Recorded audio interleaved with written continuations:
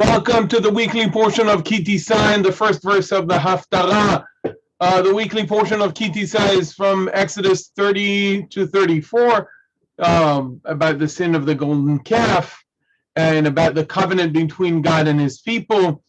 And the Haftara is from 1 Kings 18 about Eliyahu on Mount Carmel. And I'll read it once regular, once with a melody, and we'll talk a little bit about the grammar. And then we'll ask a question about the connection between the weekly portion and the prophets. Vayhi yamim rabim udvar Adonai haya el Eliyahu bashana hashelishit lemor lech hera'e el achav ve'etena matar al penei ha'adama. So few points here. Vayhi yamim rabim, yamim masculine plural, modified by rabim masculine plural, and you can see the similar ending. Oftentimes following vayhi we have a temporal phrase. Okay, this is a noun phrase marking, also functioning as a temporal phrase.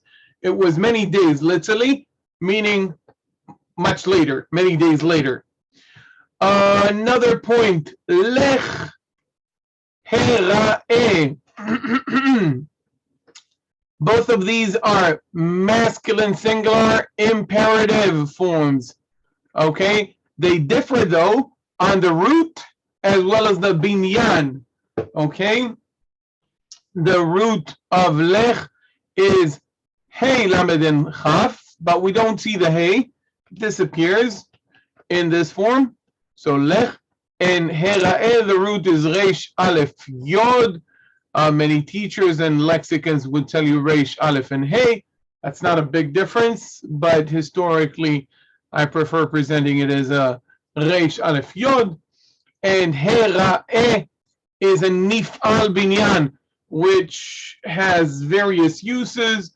In this case, kind of a passive go be seen by Ahab, appear to Ahab, rather than see Ahab, which it would be if it were to be re'eh, the kal.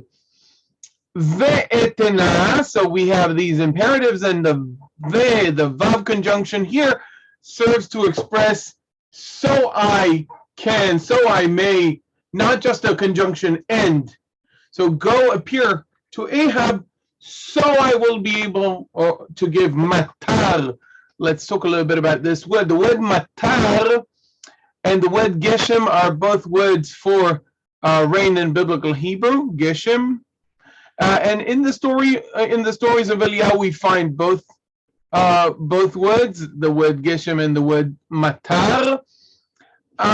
In rabbinic Hebrew, the word matar practically disappears, and we only find the word geshem.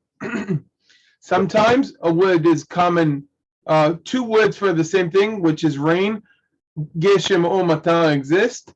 And then in rabbinic Hebrew, we don't see the word matar anymore. In modern Hebrew, that might be interesting to know, the common word is geshem, and matar is usually used more for literary purposes. Geshem is the regular word for rain. This also happens to be my birthday weekend, so I want to thank you for, spreading the word, being my students in one way or another. And I want you to go to the description of this video and go to the page I did for my course, Become a Hebrew Reader. And I seriously want your feedback about this page and about this course, and let me know if it has it fulfills the needs for someone who wants to learn how to read Hebrew. And I'll appreciate your candor and full feedback. And I promised a question. So in the weekly portion of Ki Tisa, the people make the golden calf. Who in the prophets, in the later books of the Bible, also makes golden calf, and also say the same words to them. Ele Elohecha Yisrael. These are your gods, O Israel. So that's the question for this time, and I'll see you next week. Happy birthday to me.